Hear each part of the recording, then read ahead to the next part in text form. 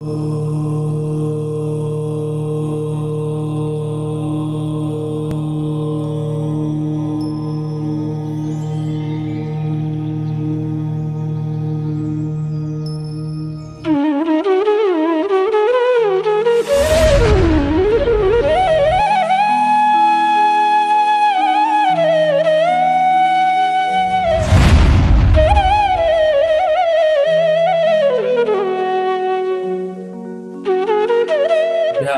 नमः सिद्धेभ्यः। नमो अरिहन्तानं। नमो सिद्धानं। नमो आयरीयानं। नमो वज्रायानं। नमो लोये सव्वसाहुनं। बोलो देवादिदेव 1008 श्री श्यामसनाथ भगवान की जय। आचार्य श्री जिन सेनाचार्य महामुनिराज की जय। संत शिरोमणि आचार्य गुरु और विद्यासागर जी महामुनिराज की जय। विद्याकुल शिरोमणि आचार्य श्री समय सागर जी महामुनिराज की जय। श्रमण शिरोमणि निर्यापक महाश्रमण मुनि पुंगव श्री सुधा सागर जी महामुनिराज की जय। समस्त मुनि संघ की जय। एक बार आप सभी लोग एक तय कर लेना कि यदि समझो आप ये सब पढ़ लेते हो तो हम गोमटसार जीव कांड का जो है तो स्वाध्याय या रिवीजन प्रारंभ कर सकते हैं। मतलब ये वर्णन अब आपके पास आ गया है पीडीएफ के रूप में। आज जो पीडीएफ भेजी वही आप अभी प्रिंट निकालने की गड़बड़ मत कीजिए। इसको एक बार आप सब लोग मोबाइल में या लैपटॉप में डाउनलोड करके पढ़िए। ठीक है ना। हो सकता है उसमें बहुत सारी गलतियां भी हो क्योंकि इतने फास्ट इतना सब कुछ बना है तो गलतियां होना स्वाभाविक है। तो अभी दो तीन देख रहे, दो तीन जन जैसे निधि दीदी के मुझे बहुत सारे उसके करेक्शन के लिए मैसेज आए हुए हैं। तो उन सबको करेक्शन करके फिर मैं आपको भेजूंगा, उसके बाद आप प्रिंट ले लेना। या फिर यदि आपने प्रिंट ले लिया तो कोई बात नहीं, जब जब मैं करेक्शन करूंगा तो आपको उसके करेक्शन का जहां जहां पर सुधार किया है वहां पर आपको बोल दूंगा। जैसे ये महावीर स्वामी का जन्म महोत्सव, उसमें वैशाख शुक्ल त्रयोदशी हुआ था तो उसको चैत्र शुक्ल त्रयोदशी आप कर लेना। ठीक है ना। ऐसे सुधार आप कर लेना। और अब ये पीडीएफ आसान भाषा में बन गई है और बहुत लोगों के मैसेज भी आए हुए हैं कि आप मतलब ये हम पढ़ लेंगे, आप गोमट सार का रिवीजन कर लीजिए। तो वैसा भी हो सकता है। तो यदि आप सभी लोग इसको अच्छे से अध्ययन करते हैं, तैयारी करने के लिए तैयार है, तो आप मुझे कल तक मैसेज डाल देना ग्रुप पर कि कैसा करना है। मतलब आप सब लोग ये सब कर सकते हैं क्या करके। ठीक है ना। कल हमारे लगभग 13 सर्ग हो गए थे। उसके आगे हमें आज पढ़ना है।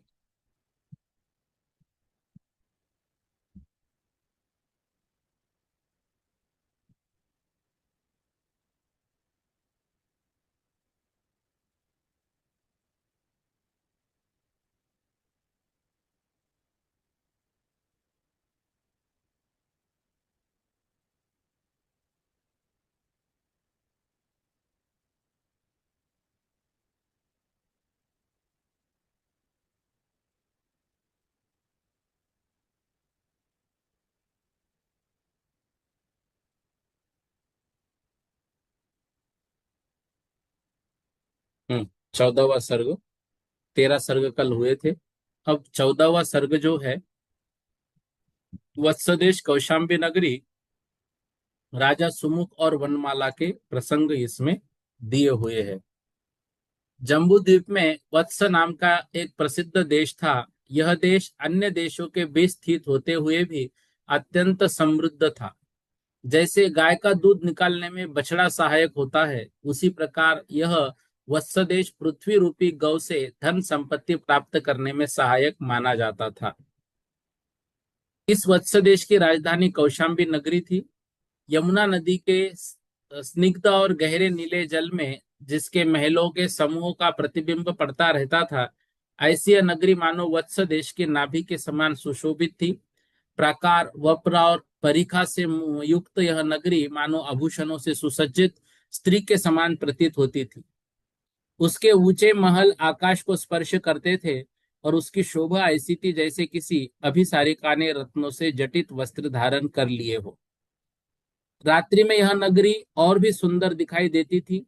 वर्षा ऋतु में जब नवीन जल से भरे मेघ उसके महलों को स्पर्श करते थे, तब ऐसा प्रतीत होता था मानो वह प्रसन्न होकर अपने प्रियजनों का स्वागत कर रही हो। कृष्ण पक्ष की रात्रियों में चंद्रमा की किरणें कम होने पर भी यह नगरी अपने रत्नमय आभूषणों की किरणों से अत्यंत प्रकाशमान रहती थी। जैसे पतिव्रता स्त्री व्यभिचारिणियों के बीच भी अपनी विशिष्ट शोभा से अलग दिखाई देती है। इस कौशाम्बी नगरी का स्वामी राजा सुमुख था। वह अत्यंत तेजस्वी और प्रभावशाली राजा था। उसका प्रताप सूर्य के समान था।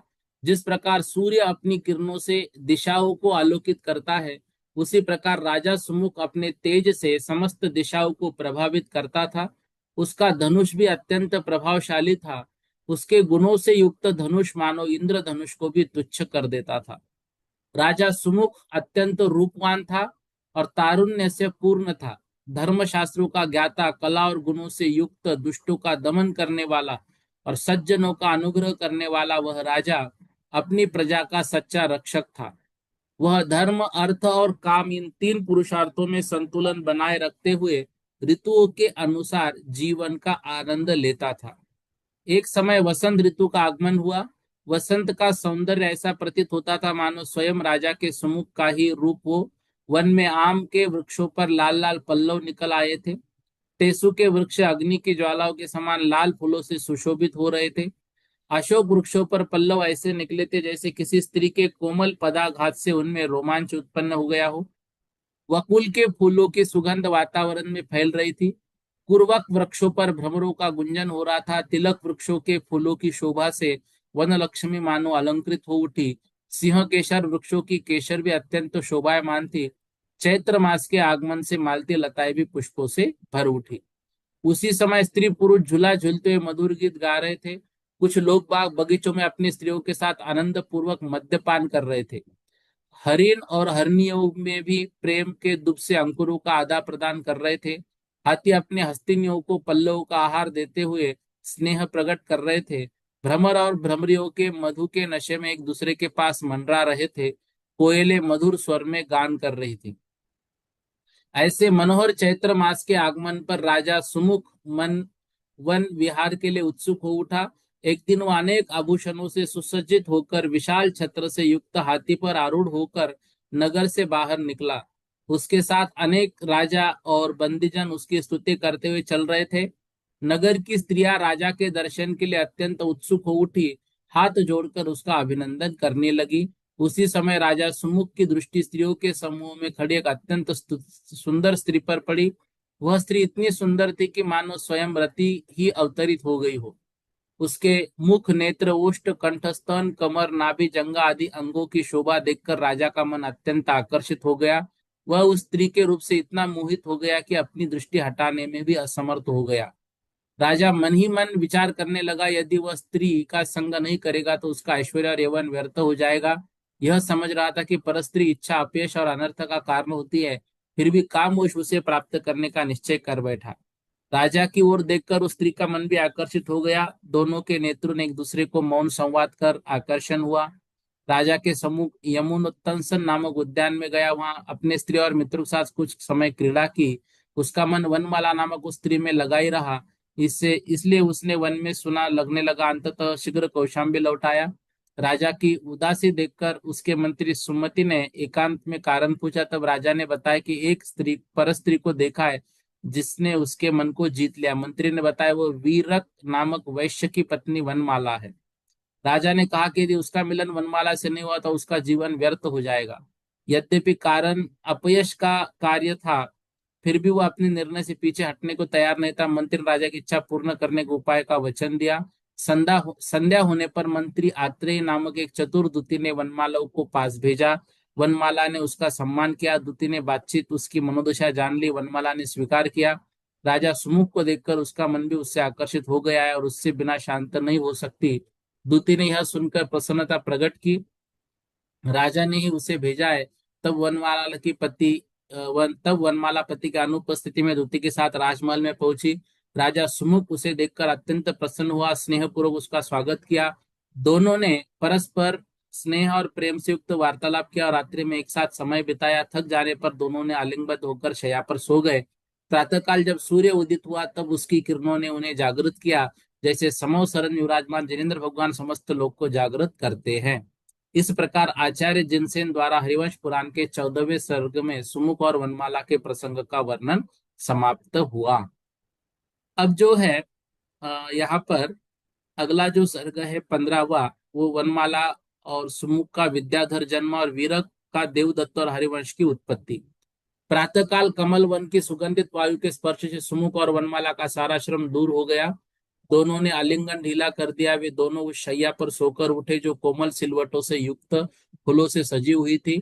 उस समय सुमुख अपनी प्रिया वनमाला के साथ सुशोभित हो रहा था, जैसे रेत स्थल पर हंसिनी के साथ। दोनों हृदय ऐसा प्रेम था, क्षण भर के लिए एक दूसरे को अलग नहीं रहना चाहते थे। इसलिए राजा सुमुख ने वनमाला को उसके पति के घर नहीं भेजा और उसे अपने ही महल में रख लिया। वनमाला अपने गुणों के कारण राजा के सभी रानियों के प्रमुख बन गए और अत्यंत सम्मान प्राप्त करने लगी। कुछ समय बाद वर्धधर्म नाम के एक महान तपस्वी मुनिराज राजा के सुमुख घर पधारे। वे अतुलनीय तप के भंडार थे। उनके दर्शन अत्यंत पवित्र था, उनका ज्ञान व्यापक था। वे व्रत गुप्त और समिति से युक्त थे और अनशन तथा स्वाध्याय जैसे तपों से उनका शरीर तपस्विता से प्रकाशित था। वे कषाय और परिशव को जीत चुके थे तथा इंद्रियों को वश में कर चुके थे। राजा सुमुख ने उन्हें देखकर अत्यंत श्रद्धा से स्वागत किया। वह अपनी प्रिया वनमाला के साथ आगे बढ़ा, प्रदक्षिणा की और उन्हें रत्नमय स्पर्श पर बिठाया। वनमाला के हाथ में धरी स्वर्ण झारे से उन्होंने प्राशुक जल से मुनिराज के चरण धोए। फिर चंदन, अक्षत, नैवेद्य, दीप और धूप आदि अष्टद्रव्य से पूजा कर मन, वचन और काय से नमस्कार किया और हर्षपूर्वक दान दिया। उस समय सुमुख और वनमाला दोनों के परिणाम समान थे, इसलिए उन्होंने ऐसा पुण्य बंध किया जो भविष्य में दोनों को साथ साथ भोग फल देने वाला था। मुनिराज पारना करके वन को चले गए। समय बीतता गया। राजा सुमुख परस्त्री के हरण के कारण भीतर ही भीतर पश्चाताप भी करता था, परंतु वनमाला के साथ सुख भोगता हुआ जीवन व्यतीत कर रहा था। एक दिन वे दोनों सुगंधित गर्भगृह में सो रहे थे। उसी समय उनके आयु समाप्त होने पर उनके ऊपर बिजली गिर पड़ी और दोनों एक साथ मृत्यु को प्राप्त हो गए। मरण के बाद वे विजार्थ पर्वत पर विद्याधर और विद्याधरी के रूप में उत्पन्न हुए। विजार्थ पर्वत अत्यंत भव्य था, उसकी दोनों दिशाएं समुद्र को स्पर्श करती थी। उसकी चमक चांदी के समान थी, वह पृथ्वी के विशाल हार्स के समान सुशोभित था। यह पर्वत पृथ्वी से 10 योजन ऊपर स्थित था। इसकी दो श्रेणियों में विद्याधरों के अनेक नगरियां थी। इस पर्वत पर 110 नगर थे। इसी पर्वत पर उत्तर श्रेणी पर हरिपुर नाम का नगर था। वहां राजा पवनगिर विद्याधर थे और उनकी पत्नी मृगावती थी। उनके यहाँ सुमुख जीव का आर्य नाम से उत्पन्न हुआ। उसी पर्वत पर उत्तर श्रेणी में मेघपुर नाम का नगर था। वहां के राजा पवनवेग और उनकी पत्नी मनोहरी थे। इनके यहाँ वनमाला का जीव मनोरमा नामक पुत्री के रूप में उत्पन्न हुआ। दोनों अपने पूर्व जन्म की स्मृति थी। विधाता ने भी ऐसा प्रयत्न किया कि दोनों का पुनः मिलन हो। दोनों बालक बालियों का पालन अपने अपने घर में प्रेम पूर्वक हुआ। वे धीरे धीरे बड़े हुए और विद्याओं तथा गुणों से संपन्न होकर यौवन को प्राप्त हुए। बाद में उनके परिवार वालों ने वैभवपूर्ण विधि से आर्य और मनोरम का विवाह कर दिया। विवाह के बाद दोनों ने विद्याधर लोक में दिव्य सुखों का उपभोग किया। वे मंदारगिरी की कंदाराओं में, नंदन वन में, नदियों के तटों पर तथा पर्वतों के सरोवरों के पास आनंद पूर्वक क्रीड़ा करते थे। उधर पृथ्वी पर वीरक सेठ, जिसकी पत्नी वनमाला का सुमुख ने हरण कर लिया था, विरह से अत्यंत दुखी रहने लगा। उसे कहीं शांति नहीं मिलती थी। वह चांदनी रात में सरोवर के तट पर बैठकर अपने दुख को शांत नहीं कर पाता था। अंततः उसने संसार से विरक्त होकर गृहस्थाश्रम त्याग दिया। जिनेन्द्र भगवान के मार्ग में दीक्षा लेकर कठोर तप किया। उसके फलस्वरूप प्रथम स्वर्ग में देव बन गया। स्वर्ग में एक दिन अवधि ज्ञान से उसे अपनी पूर्व पत्नी वनमाला और सुमुख के विद्याधर रूप में देखा। उसे पूर्व अपमान का स्मरण हो गया और क्रोध से भर गया। उसने सोचा कि जिसने पूर्व जन्म में मेरी पत्नी का हरण किया था उसे दंड देना चाहिए। क्रोध से प्रेरित होकर वह देव पृथ्वी पर आया। उस समय आर्य और मनोरमा हरि वर्ष क्षेत्र में क्रीड़ा कर रहे थे। देव ने अपनी माया से उनकी विद्याएं छीन ली और उन्हें डांटते हुए कहा कि तुमने पूर्व जन्म में मुझे दुख दिया था, इसलिए मैं भी तुम्हें दुख देता हूँ। फिर वह देव उन्हें उठाकर दक्षिण भरत क्षेत्र की ओर चला गया। उस समय चंपापुरी नगर राजा विहीन था, इसलिए उस आर्य को वहां राजा बना दिया। स्वयं स्वर्ग लौट गया। विद्या नष्ट हो जाने के कारण आर्य और मनोरमा पृथ्वी पर ही रहने लगे। यह घटना 10वें तीर्थंकर शीतलनाथ भगवान के काल में हुई थी। राजा आर्य ने अपने बल से अनेक राजाओं को वश में किया और मनोरमा के साथ दीर्घ काल तक विशेष सुख भोगता रहा। बाद में उनके हरि नाम का पुत्र हुआ जो महान यशस्वी राजा बना। यही राजा हरि आगे चलकर हरिवंश नाम का प्रथम प्रवर्तक हुआ। आज के दो सर्ग लेने का मुख्य कारण, हरिवंश का प्रथम प्रवर्तक कौन था? तो ये विद्याधर और जो विद्याधरिणी थी, जो मनो वनमाला थी और सुमुख था, उनके जो बाद में विद्याधर विद्याधरिणी वो बने आर्य और मनोरमा। तो वहां से वो जो नीचे आए और वहां पर ये हरि नाम का पुत्र उनका हुआ, आर्य और मनोरमा का। राजा हरि आगे चलकर हरिवंश का प्रथम प्रवर्तक हुआ, उसी नाम से वह वंश हरिवंश कहलाया। राजा हरि के पुत्र महागिरि हुए, उनके पुत्र हिमगिरि, उनके पुत्र वसुगिरि और वसुगिरि के पुत्र गिरि हुए। ये सभी अंत में तप कर स्वर्ग या मोक्ष को प्राप्त हुए।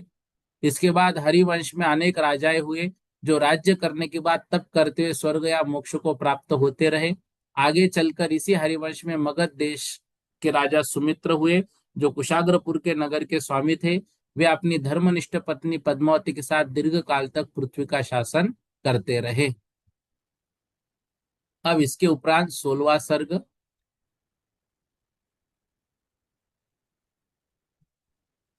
अब भगवान मुनीश्वरत नाथ के पंचकल्याणक वैराग्य और दीक्षा मोक्ष 16वें सर्ग में।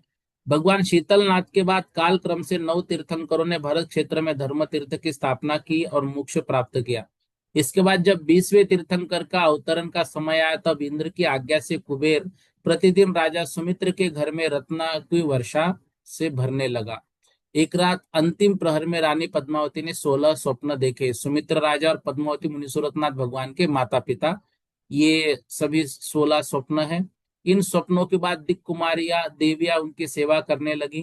प्रातःकाल रानी पद्मावती अत्यंत प्रसन्न होकर राजा सुमित्र के पास गई और अपने स्वप्नों का फल पूछा। राजा ने प्रसन्न होकर कहा कि इन स्वप्नों का फल यह है कि हम दोनों शीघ्र ही त्रिलोकनाथ जिनेन्द्र के माता पिता बनने वाले हैं। यह सुनकर पद्मावती अत्यंत आनंदित हुई और तीर्थंकर की माता होने का गौरव अनुभव करने लगी। कुछ समय बाद सहस्त्रार स्वर्ग से अवतीर्ण भगवान मुनीश्वरत नाथ का जीव माता पद्मावती के गर्भ में आया और 9 माह 8.5 दिन तक वहां रहा। उस समय माता पद्मावती अत्यंत तेजस्वी दिखाई देती थी। समय आने पर माघ कृष्ण द्वादशी श्रवण नक्षत्र में बिना किसी कष्ट के रानी पद्मावती ने जिनेन्द्र भगवान को जन्म दिया। उनका जन्म पूर्ण चंद्र के समान जगत को आनंद देने वाला था। यह समाचार मिलते ही इंद्रों के आसन कंपायमान हो गए और देवताओं ने अवधि ज्ञान से जिनेन्द्र के जन्म को जाना। वे सभी देव जन्मोत्सव के लिए कुशाग्रपुर पहुंचे। देवों ने नगर की प्रदक्षिणा की, जिनेन्द्र और उनके माता पिता को नमस्कार किया और बालक को ऐरावत हाथी पर बिठाकर सुमेरु पर्वत ले गए। वहां मेरु पर्वत की प्रदक्षिणा कर पांडुक शिला पर सिंहासन पर विराजमान किया। कि जैसे भगवान महावीर का जन्म हमने पढ़ा था, ठीक वैसा ही यहाँ पर हो रहा है। यौवन प्राप्त होने पर अनेक राजकन्याओं ने उनसे विवाह किया। इसके बाद हरिवंश के सूर्य के समान राजा बनकर लंबे समय तक राज्य को भोगते रहे। एक समय शरद ऋतु आई। उस समय भगवान मुनि सूरतनाथ महल में ऊपर बैठे थे और प्रकृति का सौंदर्य देख रहे थे। तभी उन्होंने आकाश में एक श्वेत मेघ देखा जो अत्यंत सुंदर था। कुछ ही समय बाद प्रचंड वायु से वह मेघ नष्ट हो गया। यह देखकर भगवान ने गहन विचार किया, जीवन शरीर और आयु अत्यंत क्षणभंगुर है। मृत्यु का पहाड़ होते ही यह शरीर नष्ट हो जाता है। संसार भोग से कभी तृप्ति नहीं होती। इंद्रियों के विषय जीव को बंधन में डालते हैं। उन्होंने पांचों इंद्रियों के विषयों की निंदा करते विचार किया कि मनुष्य इन विषयों में फंसकर दुख पाता है। इसलिए उन्होंने निश्चय किया कि ये विषय सुख का त्याग कर मोक्ष में प्रवृत्त होंगे। जब भगवान में वैराग्य उत्पन्न हुआ, तब लौकांतिक देव आए और उनकी स्तुति कर धर्म तीर्थ की स्थापना का अनुरोध किया। इसके बाद देवों ने उनका अभिषेक किया। भगवान ने अपने पुत्र सुव्रत को राज्य सौंपा। स्वयं कार्तिक शुक्ल सप्तमी को वन में जाकर 1000 राजाओं के साथ दीक्षा धारण की। उन्होंने केशलोच किया। इंद्र ने उनके केश क्षीर सागर में विसर्जित किए। दीक्षा के बाद विहार करते रहे। वे दिन कुशाग्रपुरी में आए, जहां वृषभ दत्त नामक पुरुष ने उन्हें खीर का आहार दिया। उसी समय मुनियों के लिए आहार का विधान हुआ। फिर उस अवसर पर आकाश में 5 महान आश्चर्य हुए। देवदुन्दुभि, पुष्प वर्षा, सुगंधित वायु, धन्य धन्य की ध्वनि और रत्न वर्षा। भगवान ने 13 महीने तक तप किया। मगशीर शुक्ल पंचमी को घातिया कर्मों का नाश कर केवल ज्ञान प्राप्त किया। तब चंपक वृक्ष के नीचे उनका समोशरण बना और देव मनुष्य उनकी पूजा करने लगे। उनके प्रमुख गंधर्व विशाख थे, जिन्होंने द्वादशम का स्वरूप पूछा और भगवान ने धर्मोपदेश देकर तीर्थ की स्थापना की। भगवान मुनिसूरत नाथ के संग में 28 गंधर्व, 30,000 मुनि, 500 पूर्वधर, 21,000 शिक्षार्थी, 1800 अवधिक ज्ञानी, 1800 केवल ज्ञानी, 2200 विक्रियाधारी विद्याधारी, 1500 मनपरे ज्ञानी, 1200 प्रसिद्धवादी, 50,000 आरिकाएं, 1 लाख श्रावक और 3 लाख श्राविकाएं थे। भगवान की कुल आयु 30,000 वर्ष थी। 7500 वर्ष कुमार काल, 15,000 वर्ष राज्यकाल और 7,500 वर्ष संयम काल। अंत समय संवेदाचल पर्वत पर गए, वहां 1,000 मुनियों के साथ मोक्ष प्राप्त किया। उन्होंने माघ शुक्ल त्रयोदशी को पद्मासन में निर्वाण प्राप्त किया और इंद्र ने निर्वाण कल्याण की पूजा की। भगवान मुनिसूरत नाथ का धर्म तीर्थ पृथ्वी पर 6 लाख वर्ष तक रहा। गौतम स्वामी कहते कि जो भव्य जीव भगवान मुनिसूरत नाथ के पंच कल्याणक युक्त इस चरित्र को श्रद्धा से श्रवण पठन स्मरण करेगा, वह शीघ्र ही मोक्ष सुख को प्राप्त होता है। इस तरह से यह भगवान मुनिसूरत नाथ का वर्णन करता हुआ सर्ग यहाँ पर 16वां समाप्त हुआ। 17वां सर्ग सूरत से राजा वसु तक की वंश परंपरा और नारद पर्वत का वेदार्थ विवाद। भगवान मुनिसूरत नाथ के पुत्र सूरत हरिवंश के स्वामी बने। उन्होंने संपूर्ण पृथ्वी को अपने अधीन कर लिया था और काम, क्रोध, लोभ, मोह, मद और मात्सर्य इन 6 आंतरिक शत्रुओं को जीत लिया था। वे धर्म, अर्थ और काम इन त्रिवर्गों के मार्ग के प्रवर्तक थे। सुव्रत के दक्ष नामक अत्यंत बुद्धिमान पुत्र हुए। उन्होंने अपने पुत्र को राज्य देकर स्वयं अपने पिता के समीप दीक्षा ग्रहण की और तप के प्रभाव से मोक्ष को प्राप्त किया। राजा दक्ष की रानी इला ने एले नाम का पुत्र और मनोहरी नाम के अत्यंत रूपवती पुत्र उत्पन्न हुई।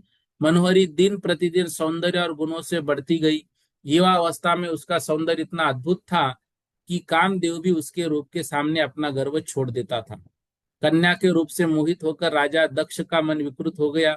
एक दिन उसने प्रजा को बुलाकर उनसे पूछा कि यदि कोई वस्तु अत्यंत दुर्लभ हो और प्रजा के योग्य न हो तो क्या उसका स्वामी राजा हो सकता है। प्रजाजनों ने उत्तर दिया कि जो वस्तु प्रजा के योग्य नहीं वो राजा के लिए उपयुक्त है। इस प्रकार विपरीत बुद्धि से प्रेरित होकर राजा दक्ष ने अपनी ही पुत्री मनोहरी से विवाह कर लिया। देखो संसार की विचित्रता। अब आप सोचेंगे कि ये क्या है, ये कुछ घटित प्रसंग है, ऐसे हुए हैं। मतलब इतना भी विषयासक्त कोई राजा था।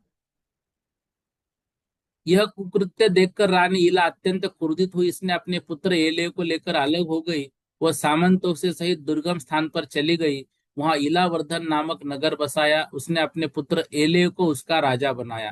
राजा एले ने आगे चलकर अनेक नगर बसाए। पहले ताम्रलिप्ति, फिर नर्मदा नदी के तट पर प्रसिद्ध माहिष्मती नगर की स्थापना की।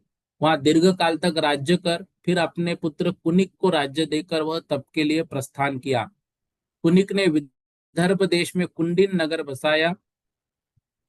उसने भी अपने राज्य को अपने पुत्र पुलोम को देकर तपोवन का मार्ग ग्रहण किया। पुलोम ने पुलोमपुर नामक नगर बसाया और अपने पुत्र पोलम तथा चरम को राज्य देकर तप में प्रवृत्त हुआ। पोलम और चरम दोनों ने मिलकर रेवा नदी के तट पर इंद्रपुर नगर बसाया और चरम ने जयंती तथा वनवास्य नाम की 2 नगरियां बसाई। पोलम का पुत्र महिदत्त और चरम का पुत्र संजय हुआ। महिदत्त ने कल्पपुर नगर बसाया और उसे उसके अरिष्टनेमि तथा मत्स्य नाम के पुत्र हुए। मत्स्य ने अपनी चतुरंग सेना से भद्रपुर और हस्तिनापुर को जीत लिया। वहां राज्य करने लगा। उसके 100 पुत्र हुए, जिनके ज्येष्ठ पुत्र अयोधन था। अयोधन ने क्रमशः मूल, शाल, सूर्य उत्पन्न हुए। सूर्य ने शुभ्रपुर नगर बसाया। सूर्य के अमर, अमर के देवदत्त, देवदत्त के हरिसेन, हरिसेन के नभसेन, नभसेन के शंख, शंख से भद्र और भद्र से अभिचंद्र पुत्र हुए। अभिचंद्र ने विंध्याचल पर चेदी राष्ट्र की स्थापना की। शुक्तिमती नदी के किनारे शुक्तिमती नगरी वसाई। उसकी रानी वसुमती ने वसु नामक पुत्र उत्पन्न हुआ। उसी नगरी में क्षीर कदम नाम का ब्राह्मण रहता था, जिसकी पत्नी स्वस्तिमती और पुत्र पर्वत था। गुरु क्षीरक कदम ने वसु, पर्वत और नारद इन तीनों को वेद शास्त्रों का गूढ़ ज्ञान दिया। एक दिन वन में अध्ययन करते समय आकाश से चारण मुनियों की वाणी सुनाई और इन चारों ने दो पाप के कारण अधोगति को और दो पुण्य कारण ऊर्ध्वगति को प्राप्त होंगे, सुनकर क्षीर कदम चिंतित हो गया। बाद में संसार से विरक्त होकर दीक्षा ले ली। पर्वत और नारद ने उसे खोजा। नारद ने पिता को दीक्षित अवस्था में देखा, उनसे वार्तालाप किया और अनुव्रत लेकर घर लौट आया। इसी समय राजा अभित चंद्र ने राज्य वसु को देकर तप का मार्ग अपनाया। राजा वसु अत्यंत पराक्रमी और न्यायप्रिय था। वह स्फटिक सिंहासन पर बैठता था। उसका यश फैला हुआ कि वह धर्म के प्रभाव से मानो आकाश में चलता है। उसकी दोनों रानियों ने 10 पुत्र हुए। इनके नाम यहाँ है। एक दिन नारद अपने सहपाठी पर्वत से मिलने आया।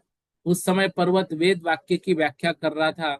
अजैर्यष्टव्यम अर्थात स्वर्ग की इच्छा रखने वालों को अज से यज्ञ करना चाहिए। पर्वत ने अज का अर्थ बकरा पशु बताया। पशु यज्ञ का समर्थन किया। नारद ने इसका विरोध किया और कहा कि गुरु ने अच का अर्थ 3 वर्ष पुराना धान्य जिसमें अंकुर उत्पन्न ना हो ऐसा बताया था। इसलिए यज्ञ में पशु हत्या नहीं बल्कि धान्य से पूजा करनी चाहिए। दोनों में विवाद बढ़ गया और उन्होंने राजा वसु की सभा में निर्णय करने का निश्चय किया। राजसभा में ब्राह्मण विद्वान और अनेक लोग एकत्र हुए। पर्वत ने अपना पक्ष रखा कि अच का अर्थ पशु है और यज्ञ में पशु की बलि से स्वर्ग प्राप्त होता है। उसने यह भी कहा कि मंत्रों के प्रभाव से पशु को दुख नहीं होता। नारद ने इस मत का खंडन करते हुए कहा कि वेद का अर्थ गुरु परंपरा से समझना चाहिए। अच का अर्थ पुराना धन्य है। यज्ञ का अर्थ देव पूजा है। उसने पशु हिंसा को अधर्म बताया और कहा कि हिंसा से स्वर्ग नहीं मिलता। सभा के लोग नारद के पक्ष से संतुष्ट हुए। तब निर्णय के लिए राजा वसु से पूछा गया। वसु को गुरु का सही अर्थ स्मरण था, परंतु उसने पहले स्वस्तिमती को दिया हुआ वचन निभाने के कारण पर्वत का पक्ष का समर्थन किया। जैसे ही उसने असत्य कहा, वह स्फटिक सिंहासन पृथ्वी में धस गया और वह पाताल में गिर पड़ा। बाद में वह मरकर 7वीं पृथ्वी में महोरौरव नरक में जन्मा। सोचिए, पाप का यदि समर्थन किया तो कितना भयंकर। काम एक भी नहीं किया, किसी पशु को यज्ञ में नहीं चढ़ाया, लेकिन समर्थन कर दिया। सभा में यह देखकर सब लोग स्तब्ध रह गए और असत्य के कारण राजा वसु की निंदा करने लगे। पर्वत का भी तिरस्कार कर उसे नगर से बाहर निकाल दिया गया। नारद का सम्मान कर उसे ब्रह्म रथ पर बैठाया गया। इसके बाद पर्वत महाकाल असुर के साथ मिल गया और हिंसापूर्ण यज्ञ का प्रचार करने लगा। अंत में पाप के कारण वह भी मरकर नरक में गया। राजा वसु के 8 पुत्र भी क्रम से राज्य पर बैठकर शीघ्र मृत्यु को प्राप्त हुए। शेष 2 पुत्रों में सुवसु नागपुर चला गया और ब्रह्मध्वज मथुरा में रहने लगा। इस प्रकार एक और वसु असत्य के कारण नरक गया। पर्वत भी पाप से नरक प्राप्त हुआ, जबकि नारद सम्यक दृष्टि के कारण स्वर्ग को प्राप्त हुआ। अंत में कहा गया कि जीवों पर दया करना यह धर्म है। हिंसा का त्याग ही सच्ची दया है। जिनेन्द्र भगवान ने हिंसा का त्याग ही धर्म बतलाया है। इस धर्म का पालन करता है वह स्वर्ग और मोक्ष दोनों को प्राप्त करता है। इस प्रकार से यह सुंदर सर्ग, इसमें वसु राजा की कहानी आप जरूर याद रखना। अब यदुवंश की उत्पत्ति, सुप्रतिष्ठित केवली का उपदेश और वसुदेव का पूर्व भोग। राजा वसु के पुत्र बृहध्वज मथुरा में रहने लगे। उनके सुबाहु नाम का विनयी पुत्र हुआ। बृहध्वज ने सुबाहु को राज्य देकर स्वयं तप में प्रवृत्त हो गए। आगे इसी वर्ष को क्रम में दीर्घबाहु, वज्रबाहु, लब्धाभिमान, भानु, यऊ, सुभानु और भीम उत्पन्न हुए। इस प्रकार भगवान मुनि सूरत नाथ के तीर्थ में सैकड़ों हजारों राजा हुए, जिन्होंने अंत में राज्य अपने पुत्रों को देकर तब स्वीकार किया। मुनि सूरत के बाद 21वें तीर्थंकर भगवान नमीनाथ हुए।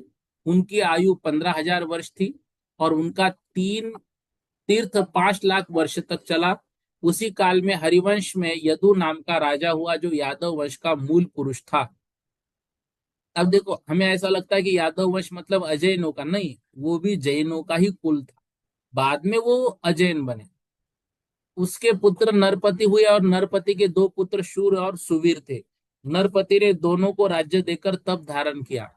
शूर ने छोटे भाई सुवीर को मथुरा राज्य देकर स्वयं कुशध्य देश में शौर्यपुर नगर बसाया। शूर ने अंधक, वृष्णि आदि वीर उत्पन्न हुए। सुवीर से भोजक, वृष्ण आदि वंश चला। अंधक वृष्णि के पत्नी सुभद्रा से 10 पुत्रों का नाम यहाँ पर दिया है।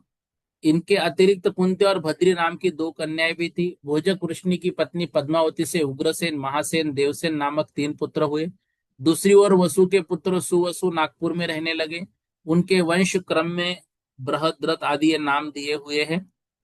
बहुत समय बाद इसी वंश में जरासन नाम का प्रतापी राजा उत्पन्न हुआ, जो तीन खंड भरत का स्वामी और महान प्रतापी था। सूर्य प्रतिष्ठित मुनि का केवल ज्ञान। एक बार शौर्यपुर उद्यान में सुप्रतिष्ठित मुनिराज ध्यान में स्थित थे। पूर्व जन्म के वैर के कारण सुदर्शन यक्ष ने उन पर अग्नि वर्षा, वायु और वर्षा जैसे अनेक उपसर्ग किए, परंतु मुनि ने सब सहन कर घातिया कर्मों का क्षय कर केवल ज्ञान प्राप्त किया। उनकी वंदना के लिए देव इंद्र वहां आए। उसी समय राजा अंधक वृष्णि ने भी अपने परिवार सहित वहां पहुंचा, केवली की पूजा कर बैठ गया। तब सुप्रतिष्ठित केवली ने उपदेश दिया।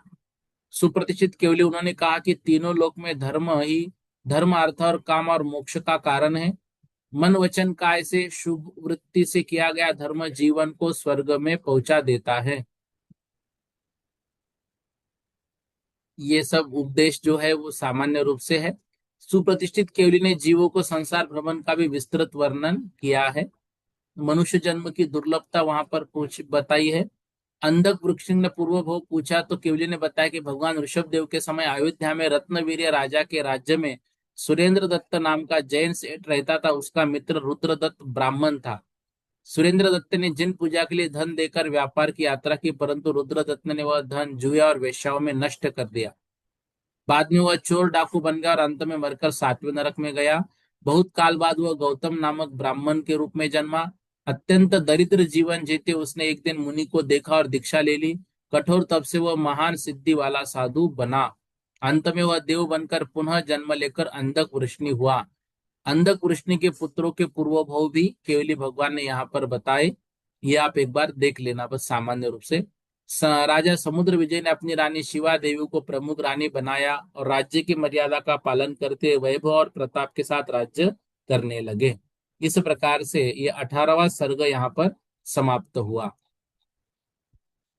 फिर 19वां सर्ग देखिए। यहाँ पर गौतम गंधर्व ने राजा श्रेनिक से कहा कि अब मैं वसुदेव के पृथ्वी और विजयार्थ से संबंधित कार्यों का वर्णन करता हूँ। राजा समुद्र विजय ने अपने 8 छोटे भाइयों के युवावस्था प्राप्त करने पर उनके विवाह राजकुमारियों से करा दिए। ये सबके जो नाम है यहाँ पर दिए हुए हैं। उधर वसुदेव शौरपुरी नगरी में बाल क्रीड़ा करते हुए रहते थे। उनका रूप, सौंदर्य और तेज भी ऐसा था कि देव कुमार के समान प्रतीत होते थे। जब वे नगर में निकलते तो स्त्रियां उन्हें देखने के लिए अत्यंत उत्सुक हो जाती। जिस प्रकार पूर्ण चंद्र के उदय पर समुद्र ज्वार आता है, उसी प्रकार वसुदेव को देखने की इच्छा से नगर की स्त्रियां मार्गों और महलों में झरोके में भीड़ कर लेती थी। उनके सौंदर्य के कारण नगर में सर्वत्र उन्हीं की चर्चा होती रहती थी। कुछ समय बाद नगर के वृद्ध लोग राजा समुद्र विजय के पास जाकर बोले कि आपके राज्य में सब प्रकार की समृद्धि है। खेती सफल है, व्यापार बढ़ रहा है, पशु बहुत दूध दे रहे हैं, प्रजा सुखी है। किंतु एक छोटी समस्या है। उन्होंने कहा कि जब वसुदेव नगर में निकलते तो स्त्रियां उनके रूप से मोहित होकर अपने काम भूल जाती है। यहाँ तक कि बच्चों को दूध पिलाना भी भूल जाती है। यद्यपि वसुदेव अत्यंत शीलवान और सद्गुणों से युक्त है, फिर भी नगर में इससे अशांति उत्पन्न हो रही है। राजा समुद्र विजय ने सुनकर विचार किया कि बाद में वसुदेव को समझा के कहा कि आपसे बाहर अधिक भ्रमण न करे, अंतपुर के बगीचे में ही क्रीड़ा करे। इस प्रकार उन्होंने वसुदेव को अंतपुर में रहने की व्यवस्था कर दी, जिससे वे अनजाने में ही बंधन के समान स्थिति में रहने लगे। एक दिन अंतपुर की एक कुब्जा दासी ने वसुदेव ने परिहास किया। क्रोधित होकर उसने कह दिया कि इसी कारण तुम यहाँ बंदी समान रखे गए हो। यह सुनकर वसुदेव को सारा रहस्य पता चला और वो राजा से विरक्त हो गए। उन्होंने एक योजना बनाई। रात्रि में श्मशान जाकर एक मृत शरीर को अपने आभूषण पहनाकर चिता पर रख दिया और जोर से घोषणा कर दी कि अग्नि में प्रवेश कर रहे हैं। ऐसा दिखाकर वे वहां से अदृश्य होकर दूर चले गए। जब नौकर ने समाचार नगर में पहुंचाए तो राजा समुद्र विजय और यदुवंशी श्मशान पहुंचे। आभूषण देखकर सबने समझ लिया कि वसुदेव मर गए, अत्यंत शोक किया। उधर वसुदेव ब्राह्मण का वेश धारण कर पश्चिम दिशा की ओर चले गए। विजय खेट नामक सुंदर नगर पहुंचे। वहां सुग्रीव नामक गंधर्वाचार्य रहता था, जिसकी दो अत्यंत सुंदर पुत्रियां सोमा और विजय सेना थी। सुग्रीव ने प्रण किया था कि जो गंधर्व विद्या में उसकी पुत्रियों को पराजित करेगा उनके वो पति बनेंगे। वसुदेव ने संगीत प्रतियोगिता में उन दोनों को पराजित कर दिया, उनसे विवाह किया। बाद में विजय सेना से अकर नामक पुत्र उत्पन्न हुआ। इसके बाद वसुदेव ने पुनः अज्ञात रूप से वहां से निकल गया और एक विशाल वन में पहुंचे, जहां उन्होंने जलावर्त सरोवर देखा। वहां स्नान करते समय उन्होंने एक उग्र हाथी को वश में कर लिया, उसके पीठ पर सवार होकर क्रीड़ा करने लगे। उसी समय दो विद्याधर कुमार उन्हें पकड़कर विजयार पर्वत पर पुंजरावत नगर ले गए। वहां के राजा अश्निवेग ने उनका स्वागत किया और अपनी पुत्री श्यामा का विवाह उनसे करा दिया। श्यामा के विवाह के बाद वसुदेव से वर मांगा कि कभी उसे छोड़कर अकेले न रहे, क्योंकि उसका शत्रु अंगारक अवसर मिलने पर वसुदेव को हानि पहुंचा सकता है। उसने बताया कि उसका पिता अश्निवेग पहले राजा था, परंतु उसके भाई ज्वलन वेग ने पुत्र अंगारक के राज्य छीन लिया था। एक मुनि ने भविष्यवाणी की थी कि जो वीर जलावर्त सरोवर में हाथी को वश में करेगा, वही श्यामा का पति बनेगा। उसी के द्वारा अश्निवेग को पुनः राज्य मिलेगा। कुछ समय बाद रात्रि में जब वसुदेव और श्यामा सो रहे थे, तब अंगारक ने आकर वसुदेव का अपहरण कर लिया। जागकर श्यामा ने तलवार लेकर उसका पीछा किया और युद्ध करने लगी। इस युद्ध में वसुदेव ने भी अंगारक पर प्रभाव किया, जिससे भयभीत होकर वसुदेव को छोड़कर भाग गया। वसुदेव आकाश से गिरने लगे, परंतु श्यामा की दासी श्यामल छाया ने उन्हें संभाल लिया। आकाशवाणी के अनुसार उन्हें एक ग्राम में छोड़ दिया गया। वहां से वो चंपा नगरी पहुंचे और श्री वासुपूज्य भगवान के मंदिर में रात्रि बिताई। प्रातःकाल एक ब्राह्मण से उन्हें पता चला कि यह अंग देश की चंपा नगरी है। उन्होंने ब्राह्मण का वेश धारण कर नगर में प्रवेश किया। वहां पर चारुदत्त नामक सेठ की पुत्री गंधर्व सेना ने यह नियम किया है कि जो उसे संगीत विद्या में पराजित करेगा, वही उसका पति बनेगा। इस प्रतियोगिता में भाग लेने के लिए अनेक विद्वान एकत्र हुए। वसुदेव ने सुग्रीव के पास शिष्य बनकर संगीत का अभ्यास किया। समय आने पर सभा में गंधर्व सेना ने वीणा बजाने की प्रतियोगिता आरंभ की। जब सभी विद्वान पराजित हो गए, तो वसुदेव ने वीणा लेकर अत्यंत गूढ़ गंधर्व शास्त्र का विस्तार पूर्वक वर्णन किया। वाद्य के प्रकार, स्वर, ग्राम, मूर्छना, तान, जातिया, ताल, संगीत अनेक सिद्धांत समझाकर वीणा बजाई। उनका अद्भुत संगीत सुनकर सभा के लोग आश्चर्यचकित हो गए। गंधर्व सेना भी उनके ज्ञान और कौशल्य से चकित होकर निरुत्तर हो गई, और उसने सभा में ही वसुदेव को गले में माला डालकर उनका वरण कर लिया। बाद में उसके पिता चारुदत्त ने विधि पूर्वक विवाह कर दिया। सुग्रीव और यशोग्रीव ने भी अपनी कन्याएं वसुदेव को प्रदान की। इस प्रकार वसुदेव अनेक गुणों और कलाओं से युक्त सुंदर स्त्रियों के साथ वहां आनंद पूर्वक रहने लगे। अंत में गौतम स्वामी कहते हैं कि जिस व्यक्ति को विपत्ति में भी धर्म रूपी बंधु प्राप्त हो जाता है, वह उसे शीघ्र महान लाभ और कल्याण की ओर ले जाता है।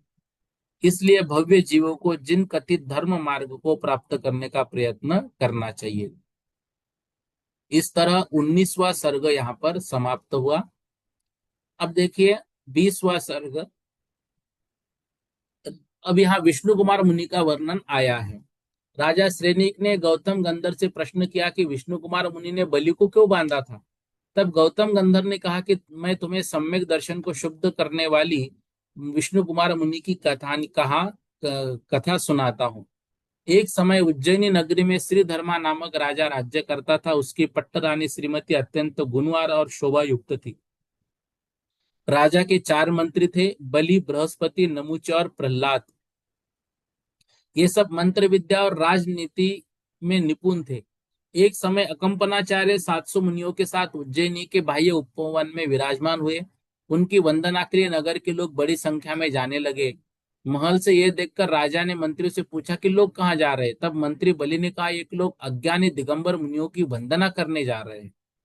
राजा स्वयं भी वहां जाने को उत्सुक हुआ।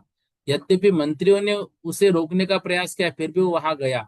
वहां मंत्री मुनियों से विवाद करने लगे, परंतु मुनि गुरु की आज्ञा से मौन धारण किए हुए थे। लौटते समय उन्होंने श्रुत सागर मुनि से विवाद किया, किंतु उनसे पराजित हो गए। रात्रि में वे चारों मंत्री उस मुनि को मारने गए, परंतु देवों ने उन्हें किलित कर दिया। यह देखकर राजा ने उन्हें अपने राज्य से निकाल दिया। उसी समय हस्तिनापुर में महापद्म चक्रवर्ती राज्य करते थे। उनकी 8 कन्याएं थी, जिन्हें 8 विद्याधरों ने हर लिया था। बाद में वे कन्याएं वापस लाई गई, संसार से विरक्त होकर दीक्षा ले ली। उन विद्याधरों ने भी तप स्वीकार कर लिया। इस घटना से महापद्म चक्रवर्ती भी विरक्त हो गए।